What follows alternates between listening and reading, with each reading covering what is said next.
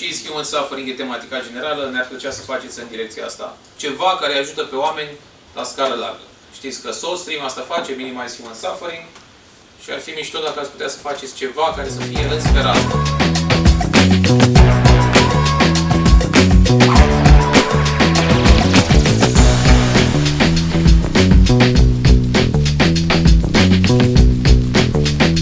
Eu am aflat de Hackathon de la el.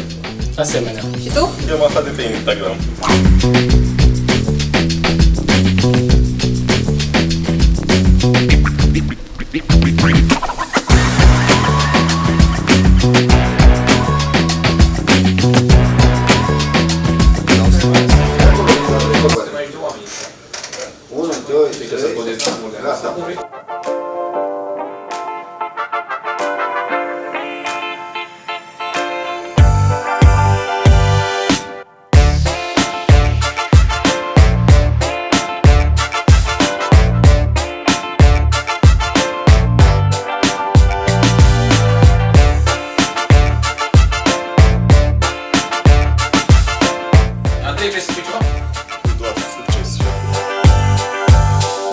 Am decis să facem o aplicație care vine în ajutorul tuturor, nu doar persoanelor care se află deja în suferință, ci și persoanelor care s-ar putea să afle în astfel de situații defavorabile.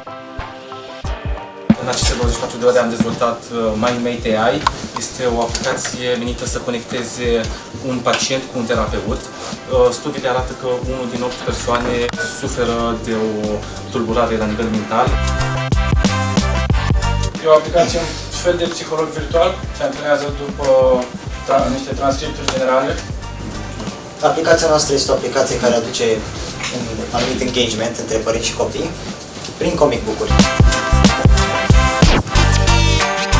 Salutare, eu vă voi prezenta aplicația Bible Kids. Este similar cu Bible Chat, doar că foarte simplu, este făcută să fie foarte interactivă, zero text, zero input, foarte multe imagini, auditiv și vizual. Cam pe asta am avansat.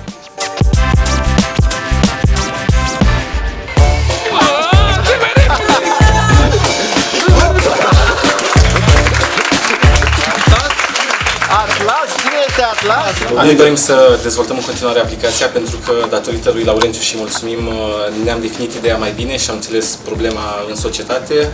În timpul scurt pe care l-am avut, am reușit să vorbim cu câțiva prieteni și feedback-ul ne-a ajutat foarte mult și sperăm să ajungem măcar la un mic procent din ce este Bible Chat astăzi.